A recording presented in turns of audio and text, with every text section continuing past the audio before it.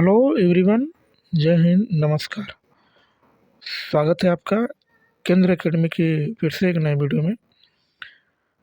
आज की वीडियो में फ्रेंड्स जो है टॉपिक हमारा जो होने वाला है हिस्ट्री का, मिडावल हिस्ट्री का। उसका नाम है तुगलक और लोधी वंश, है ना। तुगलक वंश और लोधी वंश से जितने भी महत्वपूर्ण प्रश्न एग्जाम में बने हैं या कोई भी एग्जाम हो, जैसे बीपीएससी या यूपीपीएससीएस या कोई भी स्टेट एग्जाम हो, उसमें से जो महत्वपूर्ण प्रश्न एग्जाम में बन सकते हैं उनको हम लोग इस सेशन में डिस्कस करेंगे।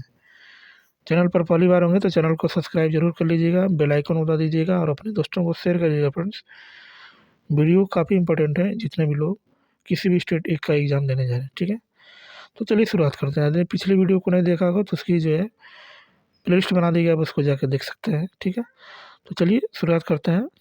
हाँ, तुगलक वंश और लोधी वंश से बनने वाले महत्वपूर्ण प्रश्नों को देखा जाएगा, ठीक है। आज का जो हमारा पहला प्रश्न है इसमें कि कश्मीर घाटी के अंतिम मुस्लिम शासक जो यूसुफ शाह चक थे, जिन्हें मुगल सम्राट अकबर द्वारा बिहार में निर्वासित किया गया था दफन है कहाँ पर है? तो ये जो है नालंदा में है। कहाँ पर है? तो नालंदा में जो इनको क्या किया गया था, तो इनको दफन किया गया था। इसके बाद इस सुल्तान ने बेरोजगारों को रोजगार दिलवाया था। इसका नाम क्या था? तो फिरोज शाह तुगलक था।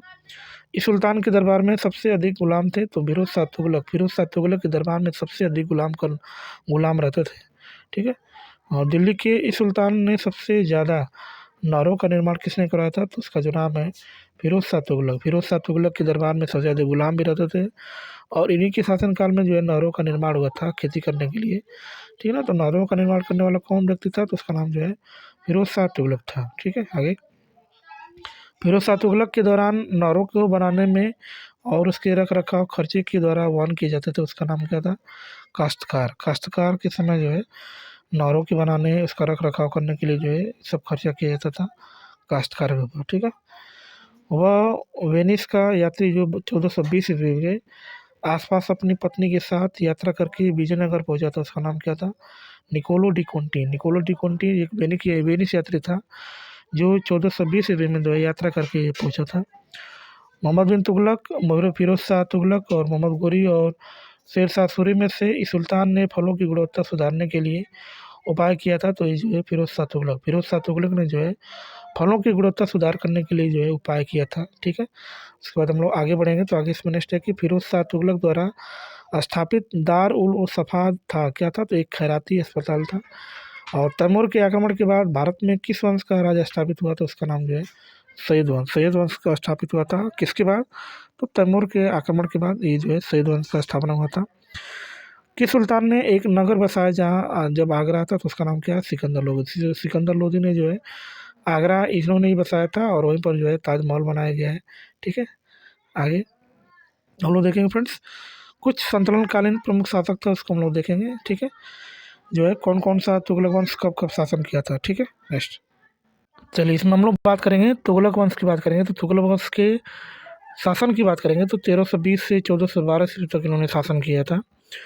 और इनमें हम लोग शासन देखेंगे कि कब से किस शासक ने कब शासन किया था, ठीक है। जैसे गयासुद्दीन तुगलक की बात करेंगे तो ये जो है 1320 से 1325 ईस्वी तक से इन्होंने शासन किया है। मोहम्मद बिन तुगलक की बात करेंगे तो इन्होंने जो है 1325 से 1351 ईस्वी तक। फिरोज शाह तुगलक की बात करेंगे 1351 से 1388 ईस्वी तक।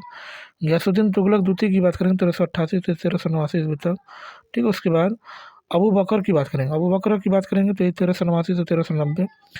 नासिरुद्दीन मोहम्मद शाह की बात करें 1390 से 1394। अलाउद्दीन सिकंदर शाह की बात करें 1394 से 1394 ईस्वी तक। नासिरुद्दीन महमूद शाह की बात करें 1394 से 1412 ईस्वी तक। उसका तब कौन सा शासन आता है? तो सैयद वंश आता है। कौन सा आता है? सैयद वंश में सबसे पहले इसके शासन की बात करेंगे तो 1414 से 1451 ईस्वी तक। और सबसे पहले जो व्यक्ति उनका नाम जो है खिजर खां है ना। इन्होंने जो है 1414 से 1421 ईस्वी तक। मुबारक शाह की बात करेंगे तो इन्होंने 1421 से 1434। मोहम्मद शाह की बात करेंगे इन्होंने 1434 से 1415 ईस्वी तक इन्होंने क्या किया है? तो शासन किया है, ठीक है। नेक्स्ट चलिए नेक्स्ट हम बात करते हैं। इसमें अलाउद्दीन आलम शाह की बात करेंगे तो इन्होंने 1445 से 1451 ईस्वी तक। लोधी वंश की बात करेंगे तो 1451 से 1526 ईस्वी तक। सबसे पहले बालो लोधी आते हैं और बालो लोधी में 1451 से 1489 ईस्वी तक। सिकंदर लोधी की बात करेंगे तो 1489 से 1517। और इब्राहिम लोधी की बात करेंगे तो 1517 से 1526 ईस्वी तक इन्होंने क्या करते हैं? तो शासन करते हैं, ठीक है। आगे चलिए आगे हम लोग बात करेंगे विजयनगर साम्राज्य की बात करेंगे। तो विजयनगर साम्राज्य कब से कब तक है। जैसे विजयनगर साम्राज्य के संस्थापक की बात करेंगे तो इसके संस्थापक कौन थे। तो ये हरिहर बुक्का नाम है, दो लोग हैं, एक ही लोग नहीं है, दो व्यक्ति हैं। हरिहर और बुक्का जो इसके संस्थापक हैं, ठीक है। उसके बाद हम लोग बात करेंगे विजयनगर का पहला शासक जिसने बहमनियों से गोवा को छीना था, उसका नाम जो है हरिहर द्वितीय। हरिहर द्वितीय ने जो है बहमनियों से क्या किया था, तो गोवा को छीना था। विजयनगर के राजा कृष्णदेव राय ने गोलकुंडा का युद्ध किस राजा से लड़ा था, तो कुली कुतुब शाह से। कुली कुतुब शाह से जो है, जो विजयनगर के जो राजा थे जिसका नाम कृष्णदेव राय था, ये गोलकुंडा के युद्ध में जो है कुली कुतुब शाह से जो है ये मतलब लड़े थे, ठीक है। आगे आगे हम लोग बात करेंगे तो नेक्स्ट हमारा टॉपिक होने वाला है विजयनगर से आने वाले प्रमुख विदेशी यात्री को हम लोग देखेंगे, ठीक है। जैसे एक और यात्री देश है और एक और क्या है, शासक है। जैसे निकोलो कोंटी की बात करें, निकोलो कोंटी कहाँ का रहने वाला था, तो ये जो इटली का रहने वाला था। किसके समय आया था, तो ये देवराय प्रथम के समय आया था, ठीक है। उसके बाद अब्दुल रजाक की बात करें तो अब्दुल रजाक जो है भारत से आया था और ये जो है देवराय सेकंड के मतलब आया था।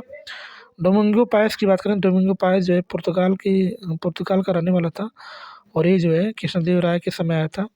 बारबोसा की बात करेंगे तो ये जो है पुर्तगाल का रहने वाला था और ये जो है कृष्णदेव राय के समय जो है आया था, ठीक है। उसके बाद नूनीज पुर्तगाल की बात करेंगे तो ये जो है अच्युत राय आया था। इसमें पता नहीं चलता है कि ये जो है किसके समय आया था भारत, ठीक है। आगे आगे हम बात करेंगे तो नेक्स्ट है कि विजयनगर का महानतम शासक कौन था। उसका नाम जो है कृष्णदेव राय। कृष्णदेव राय जो है विजयनगर का जो है महान एकदम शासक था। सन 1565 ईस्वी में कौन सा प्रसिद्ध युद्ध हुआ था, तो उसका नाम तालीकोटा का युद्ध होता है, जो ये सबसे प्रसिद्ध युद्ध है। विजयनगर साम्राज्य की वित्तीय व्यवस्था की मुख्य विशेषता क्या थी, तो ये जो है भू राजस्व था। क्या नाम था उसका, तो भू राजस्व था, ठीक है। और किस मशहूर राजा ने नागलपुर नगर विजयनगर के पास अपनी माँ के नाम पर बसाया था, उसका नाम क्या था, कृष्णदेव राय। विजयनगर साम्राज्य का अवशेष कहाँ मिलता था, तो ये जो है हम्पी में मिलता था। विजयनगर साम्राज्य का अवशेष कहाँ मिलता है, ये जो है हम्पी में मिलता है। उसके बाद तोलकापियम की बात करेंगे, तोलकापियम का संबंध किससे है, तो द्वितीय संगम काल से है। किससे है, तो द्वितीय संगम काल से जो रिलेटेड है, ठीक है। उसके बाद हम लोग बात करेंगे प्रमुख राजवंश और उसके संस्थापक देखा जाएगा, ठीक है। चलिए एक और हमारा राज्य है, एक और वंश है और एक और संस्थापक है, एक और क्या है, स्थापना। जैसे बीजापुर राज्य की बात करेंगे तो इसके ये जो है आदिल शाही वंश से रिलेटेड है। संस्थापक की बात करेंगे तो यूसुफ आदिल शाह है और इसकी स्थापना जो है 1490 में हुआ था। अहमदनगर राज्य की बात करेंगे तो निजाम शाही वंश से रिलेटेड है और इसके संस्थापक मलिक मोहम्मद है। 1490 में इसकी भी स्थापना हुआ था।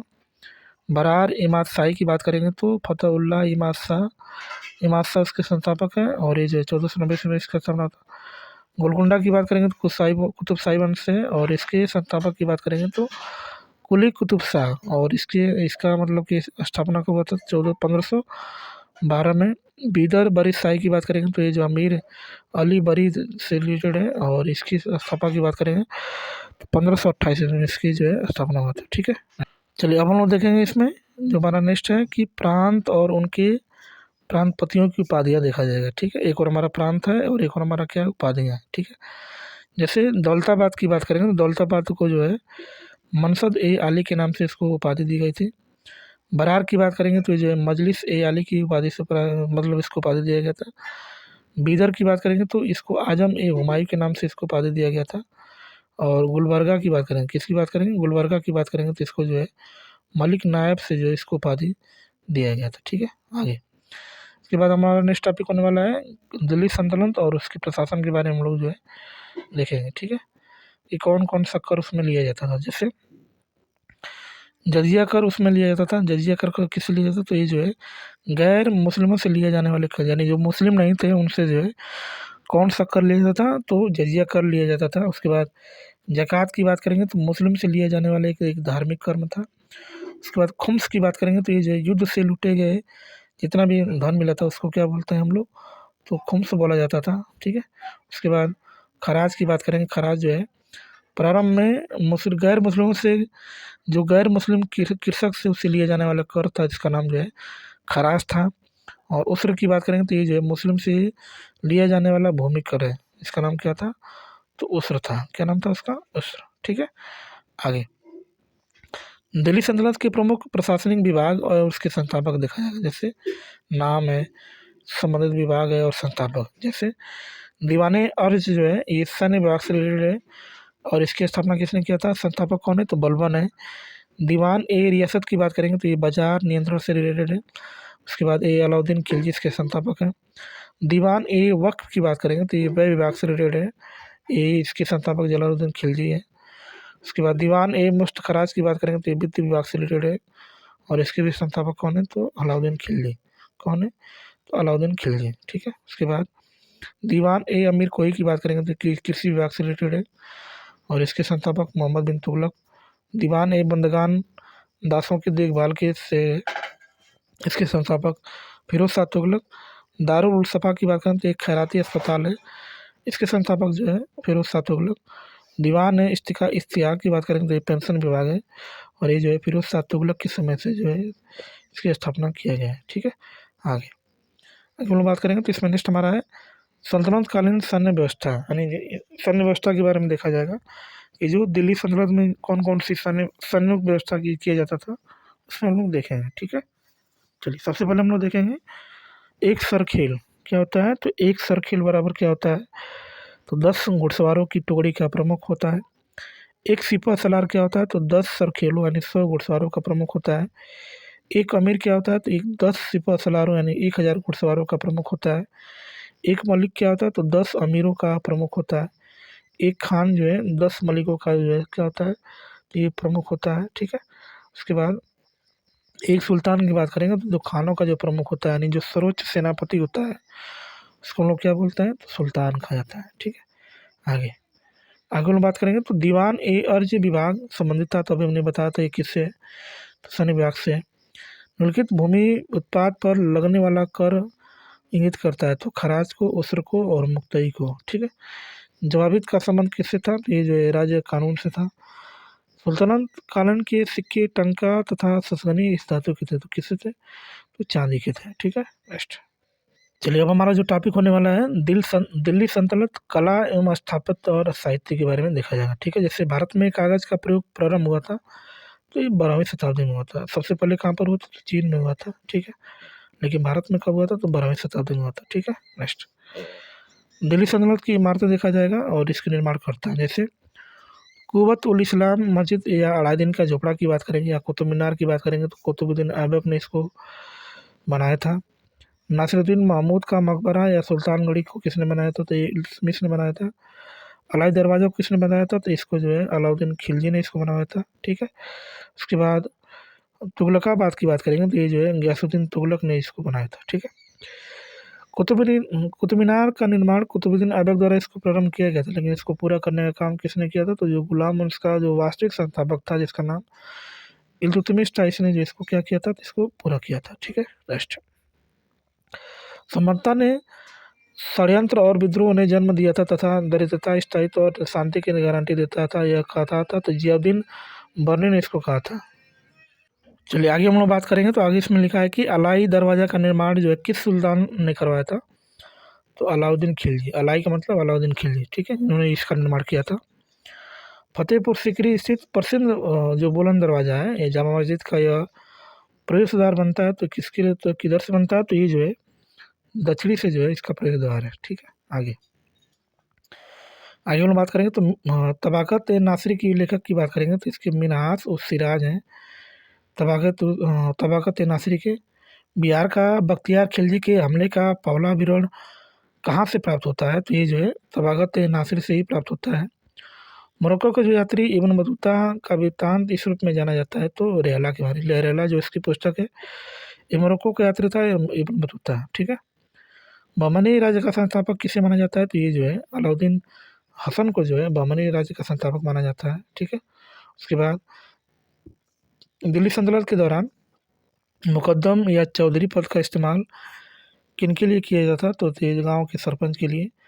फतहत ए आलमगीरी लिखी गई थी तो ईश्वरदास नागर के द्वारा जो इसको लिखा गया था। ठीक है। आगे अब हमारा जो है सल्तनत कालीन प्रमुख पुस्तकें और लेखक देखा जाएगा। ठीक है। जैसे किताबुल हिंद अथवा ताकीके हिंद के लेखक कौन है? तो अलबर्नी है। शाहनामा के लेखक कौन है? तो ये फिरदौसी हैं। शाहनामा के लेखक कौन है? तो फिरदौसी हैं। उसके बाद हम लोग बात करेंगे तबाक़त ए नासिरी की बात करेंगे तो मिनहाज सिराज है। तारीख़ ए फिरोज़शाही की बात करेंगे तो इसके लेखक ज़ियाउद्दीन बर्नी है।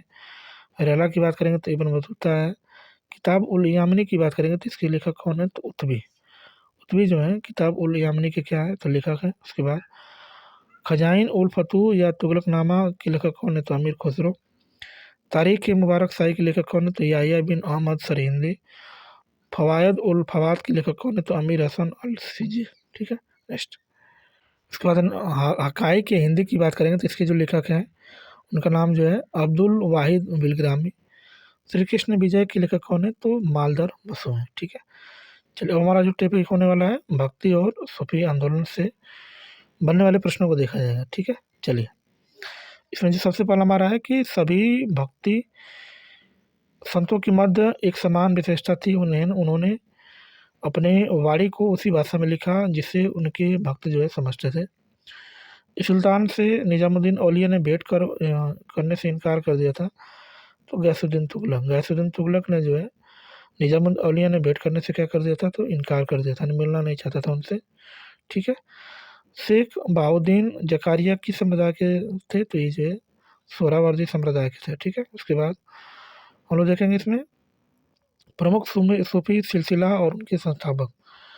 एक और संप्रदाय दिया है, एक और संस्थापक है। जैसे चिश्ती संप्रदाय की बात करेंगे तो चिश्ती संप्रदाय के कौन है? तो अभी साथ समी है। सोहरावादी के क्या ना? तो शेख शहाबुद्दीन सोहरावर्दी। कादरी की बात करेंगे तो ये जो है शेख अब्दुल्ला कादिर जिलानी। उसका सत्तारी की बात करें तो सत्तारी कौन है? तो शेख अब्दुल्ला सत्तारी इसके क्या है?